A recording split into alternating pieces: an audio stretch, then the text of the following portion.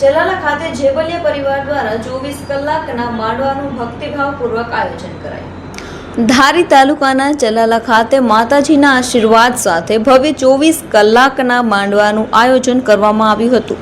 આ સમગ્ર આયોજન જેબલિયા પરિવાર દ્વારા ભક્તિભાવપૂર્વક કરવામાં આવ્યું હતું। કાર્યક્રમમાં આસપાસના ગ્રામ્ય વિસ્તારોમાંથી મોટી સંખ્યામાં ભક્તજનો ઉપસ્થિત રહ્યા હતા। કાર્યક્રમ દરમિયાન ગુજરાતના જાણીતા રાવળદેવ નાગજીભાઈ દ્વારા ભક્તિમય રમઝટ બોલાવવામાં આવી હતી, જેના કારણે માહોલ ભક્તિમય બની ગયો હતો। સાથે જ ભુવાદેવ દ્વારા ઉપસ્થિત તમામ ભક્તોને આશીર્વાદ આપવામાં આવ્યા હતા।